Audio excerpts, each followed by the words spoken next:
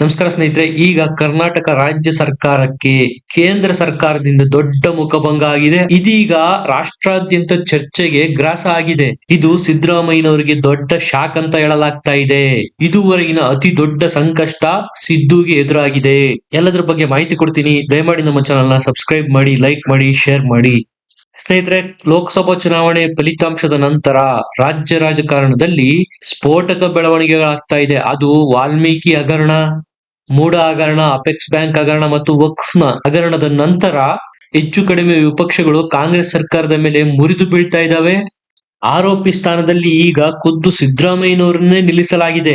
ಅದು ಯಾವಾಗ ವಾಲ್ಮೀಕಿ ನಿಗಮ ಮಂಡಳಿನಲ್ಲಿ ಬ್ರಹ್ಮಾಂಡ ಭ್ರಷ್ಟಾಚಾರ ಆಗಿದೆ ಅನ್ನೋದು ಹೊರಬಂತು. ತಿಂಗಳುಗಳೇ ಕಳೆದ್ರು SIT ಅವರು ಯಾರಿಗೂ ನೋಟಿಸ್ ಕೊಟ್ಟಿರಲಿಲ್ಲ, ಯಾರನ್ನೂ ಬಂಧಿಸಿರಲಿಲ್ಲ. ಯಾವಾಗ ಇಡಿ ಎಂಟ್ರಿ ಆಯ್ತು ರಾಜ್ಯಕ್ಕೆ, ಒಂದೊಂದೇ ವಿಷಯಗಳು ಹೊರಬರೋದಕ್ಕೆ ಶುರುವಾಯ್ತು. ನಾಗೇಂದ್ರ ಅವರ ಮೇಲೆ, ದದ್ದಲ್ ಅವರ ಮೇಲೆ ಇಡಿ ಅವರು ರೈಡ್ ಮಾಡಿದ್ರು. ನಾಗೇಂದ್ರ ಅವರನ್ನು ನ್ಯಾಯಾಂಗ ಬಂಧನದಲ್ಲೂ ಸಹ ಈಗ ಇಡಲಾಗಿದೆ. ಅಷ್ಟೇ ಯಾಕೆ, ಮಹತ್ವದ ದಾಖಲೆಗಳನ್ನ ವಶಪಡಿಸಿಕೊಳ್ಳಲಾಗಿದೆ. ಇಡಿ ಅವರು ಪ್ರೆಸ್ ನೋಟ್ ರಿಲೀಸ್ ಮಾಡಿ 187 ಕೋಟಿನಲ್ಲಿ ಬಹುಪಾಲು ಮದ್ಯ ಖರೀದಿಗೆ, ಐಷಾರಾಮಿ ಕಾರು ಲ್ಯಾಂಬೋರ್ಗಿನಿ ಅಂತಹ ಕಾರುಗಳ ಖರೀದಿಗೆ ವ್ಯಯ ಮಾಡಲಾಗಿದೆ ಅಂತ ಇಡಿ ತನ್ನ ಪ್ರೆಸ್ ನೋಟ್ ನಲ್ಲಿ ಪ್ರಕಟಣೆ ತಿಳಿಸ್ತು. ಅದಾದ ಮೇಲೆ ವಾಲ್ಮೀಕಿ ನಿಗಮದಲ್ಲಿನ ಭ್ರಷ್ಟಾಚಾರಕ್ಕೆ ಮಹತ್ವದ ತಿರುವು ಸಿಕ್ತು.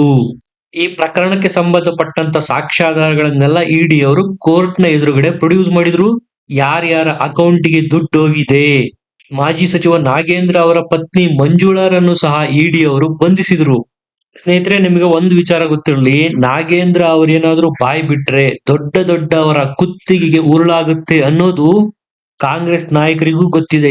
ಈಗ ದಾಳ ಉರುಳಿಸೋದಕ್ಕೆ ಶುರು ಮಾಡಿದ್ರು. ನಿಮ್ಗೆ ಈಗಾಗಲೇ ಗೊತ್ತಿರಬಹುದು, ಪಶ್ಚಿಮ ಬಂಗಾಳದಲ್ಲಿ ಮತ್ತು ಕೇರಳದಂತ ರಾಜ್ಯಗಳಲ್ಲಿ ತನಿಖೆ ಮಾಡ್ತಕ್ಕಂತ ಏಜೆನ್ಸಿಗಳ ವಿರುದ್ಧನೇ ಪ್ರಕರಣ ದಾಖಲಿಸಿ ಅವರ ವಿರುದ್ಧನೇ ಪ್ರತಿಭಟನೆ ಮಾಡ್ತಕ್ಕಂತಹ ವಿಚಾರಗಳನ್ನ ನೀವು ಕೇಳಿರ್ಬೋದು. ಅದೇ ಮಾದರಿಯ ಪ್ರತಿಭಟನೆ ಮತ್ತು ಪ್ರಕರಣಗಳನ್ನು ತನಿಖಾ ಏಜೆನ್ಸಿ ಇಡಿ, ಎನ್ಫೋರ್ಸ್ಮೆಂಟ್ ಡಿಪಾರ್ಟ್ಮೆಂಟ್ ಮೇಲೆ, ಅಲ್ಲಿ ಕಾರ್ಯನಿರ್ವಹಿಸ್ತಾ ಇರ್ತಕ್ಕಂತಹ ಅಧಿಕಾರಿಗಳ ಮೇಲೇನೆ ಆರೋಪ ಹೊರಿಸಿ ಅವರ ಮೇಲೆ FIR ಹಾಕೋದಿಕ್ಕೆ ರಾಜ್ಯ ಸರ್ಕಾರ ಡಿಸೈಡ್ ಮಾಡಿ FIR ಸಹ ಆಗ್ತು. ನೀವೇ ನೋಡಿರ್ಬೋದು, 5 ಜನ ಸಚಿವರು ಪತ್ರಿಕಾಗೋಷ್ಠಿ ಮಾಡಿ, ಪ್ರಿಯಾಂಕ್ ಖರ್ಗೆ ಅವರಿರ್ಬೋದು, ಕೃಷ್ಣ ಬೈರೇಗೌಡರು ಇರ್ಬೋದು, ಇವರೆಲ್ಲ ಸೇರಿ ಪತ್ರಿಕಾಗೋಷ್ಠಿ ಮಾಡಿ ರಾಜ್ಯ ಸರ್ಕಾರವನ್ನು ಅಸ್ಥಿರಗೊಳಿಸುವುದಕ್ಕೆ ಕೇಂದ್ರ ಸರ್ಕಾರ ವ್ಯವಸ್ಥಿತ ಷಡ್ಯಂತ್ರವನ್ನು ಇಡಿ ಮೂಲಕ ಮಾಡ್ತಾ ಇದೆ. ಸಿದ್ದರಾಮಯ್ಯನವರು ಮತ್ತು DK ಶಿವಕುಮಾರ್ ಅವರ ಹೆಸರನ್ನು ಹೇಳುವಂತೆ ಒತ್ತಾಯ ಮಾಡ್ತಾ ಇದ್ದಾರೆ ತನಿಖೆಯಲ್ಲಿ ಅನ್ನುವ ಗುರುತರ ಆರೋಪವನ್ನು 5 ಜನ ಸಚಿವರು ಪತ್ರಿಕಾಗೋಷ್ಠಿ ಮಾಡಿದ್ದು ನಿಮಗೂ ನೆನಪಿದೆ. ಪಶ್ಚಿಮ ಬಂಗಾಳ ಮತ್ತು ಕೇರಳ ಮಾದರಿನ ಅನುಸರಿಸೋದಿಕ್ಕೆ ರಾಜ್ಯ ಸರ್ಕಾರ ನಿರ್ಧಾರ ಮಾಡಿ ಇಡಿಯ 2 ತನಿಖಾಧಿಕಾರಿಗಳ ಮೇಲೆ FIR ದಾಖಲು ಮಾಡ್ತು. ಅಂದ್ರೆ ಇಲ್ಲಿ ಮಹರ್ಷಿ ವಾಲ್ಮೀಕಿ ಪರಿಶಿಷ್ಟ ಪಂಗಡಗಳ ನಿಗಮದಲ್ಲಿ ಅಕ್ರಮ ಆಗಿದೆ, ಅಕ್ರಮ ಹಣ ವರ್ಗಾವಣೆ ಆಗಿದೆ ಅನ್ನೋ ಪ್ರಕರಣದಲ್ಲಿ ತನಿಖೆ ನಡೆಸ್ತಾ ಇರ್ತಕ್ಕಂತಹ ಇಡಿಯ 2 ಅಧಿಕಾರಿಗಳ ಮೇಲೇನೆ ರಾಜ್ಯ ಸರ್ಕಾರ FIR ಆಗ್ತು. ಈಗ ಹೈಕೋರ್ಟ್ ಆ FIR ಗೆ ಮಂಗಳವಾರ ತಡೆಯಾಜ್ಞೆ ಕೊಟ್ಟಿದೆ. ವಾಲ್ಮೀಕಿ ಅಭಿವೃದ್ಧಿ ನಿಗಮದ ಮಾಜಿ ವ್ಯವಸ್ಥಾಪಕ ನಿರ್ದೇಶಕರು ಇವರು ಕಲ್ಲೇಶ್ ಬಿ ನೀಡಿದಂತಹ ದೂರಿದು. ಪ್ರಕರಣದಲ್ಲಿ ಮುಖ್ಯಮಂತ್ರಿ ಸಿದ್ದರಾಮಯ್ಯನವರು ಮತ್ತು ಮಾಜಿ ಸಚಿವ ನಾಗೇಂದ್ರ ಅವರ ಹೆಸರು ಹೇಳುವಂತೆ ಇಡಿ ಅಧಿಕಾರಿಗಳು ತನ್ನ ಮೇಲೆ ಒತ್ತಡ ಹಾಕ್ತಾ ಇದ್ದಾರೆ ಅಂತ ಈ ಕಲ್ಲೇಶ್ ಬಿ ಅನ್ನುವವರು ಇಡಿ ಅಧಿಕಾರಿಗಳು, 2 ಇಡಿ ಅಧಿಕಾರಿಗಳ ವಿರುದ್ಧನೇ FIR ಹಾಕಿರ್ತಾರೆ. ಅಂದ್ರೆ ದೂರು ಕೊಟ್ಟು FIR ಹಾಕ್ಸಿರ್ತಾರೆ. ಕಲ್ಲೇಶ್ ಬಿ ಅಂತಕ್ಕಂಥವ್ರು ಕೊಟ್ಟಂತ ದೂರಿನ ಆಧಾರದ ಮೇಲೆ ಬೆಂಗಳೂರಿನ ವಿಲ್ಸನ್ ಗಾರ್ಡನ್ ಪೊಲೀಸ್ ಠಾಣೆಯಲ್ಲಿ ಇಡಿ ಅಧಿಕಾರಿಗಳಾದ ಕಣ್ಣನ್ ಮತ್ತು ಮಿತ್ತಲ್ ಎನ್ನುವವರ ವಿರುದ್ಧ FIR ಹಾಕ್ಸಿತ್ತು ಸರ್ಕಾರ. ಈ FIR ನೇ ಪ್ರಶ್ನೆ ಮಾಡಿ ಈ 2 ಇಡಿ ಅಧಿಕಾರಿಗಳು ಹೈಕೋರ್ಟ್ ಮೊರೆ ಹೋಗಿದ್ರು. ಈಗ ಹೈಕೋರ್ಟ್ ಅದಕ್ಕೆ ತಡೆಯಾಜ್ಞೆ ಕೊಟ್ಟಿದೆ. ಇದು ಸಿದ್ದರಾಮಯ್ಯ ಸರ್ಕಾರಕ್ಕೆ ತೀವ್ರ ಮುಖಭಂಗ ಅಂತ ಹೇಳಲಾಗ್ತಾ ಇದೆ. ಸ್ನೇಹಿತರೆ, ಇದು ಮೇಲ್ನೋಟಕ್ಕೆ ಹಂಗೆ ಅನ್ಸುತ್ತೆ. ಇಡಿ ಅಧಿಕಾರಿಗಳು ಹೇಳೋದೇನಪ್ಪಾ ಅಂದ್ರೆ, ಹಗರಣಕ್ಕೆ ಸಂಬಂಧಿಸಿದಂತೆ ನಡೀತಾ ಇರೋ ತನಿಖೆಯನ್ನು ಬುಡಮೇಲು ಮಾಡೋ ಉದ್ದೇಶದಿಂದ FIR ನಮ್ಮ ಮೇಲೆ ಹಾಕಲಾಗಿದೆ. ಯಾವುದೇ ಪ್ರಾಥಮಿಕ ಇನ್ವೆಸ್ಟಿಗೇಷನ್ ಮಾಡದೆ ಕರ್ನಾಟಕ ಪೊಲೀಸರು ನಮ್ಮ ಮೇಲೆ ಏಕಾಏಕಿ FIR ಹಾಕಿದ್ದಾರೆ, ನಮ್ಮ ಕರ್ತವ್ಯಕ್ಕೆ ಅಡ್ಡಿಪಡಿಸಿದ್ದಾರೆ. ಹೀಗಾಗಿ FIR ಗೆ ತಡೆ ನೀಡಬೇಕು ಅಂತ ಇಡಿ ಅಧಿಕಾರಿಗಳು ಕೋರ್ಟ್ ಮೊರೆ ಹೋಗಿದ್ರು. ವಿಚಾರಣೆ ನಡೆಸಿದಂತ ಹೈಕೋರ್ಟ್ FIR ಗೆ ತಡೆಯಾಜ್ಞೆ ಕೊಟ್ಟಿದೆ. ಈ ಮೂಲಕ ಸಿದ್ದರಾಮಯ್ಯನವರಿಗೆ ದೊಡ್ಡ ಸೆಟ್ ಬ್ಯಾಕ್ ಅಂತ ಹೇಳಲಾಗ್ತಾ ಇದೆ. ಹಣ ವರ್ಗಾವಣೆಗೆ ಮುಖ್ಯಮಂತ್ರಿ ಸಿದ್ದರಾಮಯ್ಯನವರು ಮತ್ತು ಮಾಜಿ ಸಚಿವ ಬಿ ನಾಗೇಂದ್ರ ಹಾಗೂ ಹಣಕಾಸು ಇಲಾಖೆ ಸೂಚನೆ ಕೊಟ್ಟಿತ್ತು ಅಂತ ಒಪ್ಪಿಕೊಳ್ಳಿ, ಆಗ ನಿಮಗೆ ಸಹಾಯ ಮಾಡ್ತೇವೆ, ಇಲ್ಲದಿದ್ದರೆ ಅರೆಸ್ಟ್ ಮಾಡ್ತೇವೆ ಅನ್ನೋ ಭಯದ ವಾತಾವರಣ ಸೃಷ್ಟಿ ಮಾಡಿದ್ರು ಅಂತ ದೂರಿನಲ್ಲಿ ಕಲ್ಲೇಶ್ ಅವರು ದಾಖಲಿಸಿದ್ದಾರೆ. ಇದಕ್ಕೆ ಈಗ ಹೈಕೋರ್ಟ್ ತಡೆಯಾಜ್ಞೆ ಕೊಟ್ಟಿರೋದು.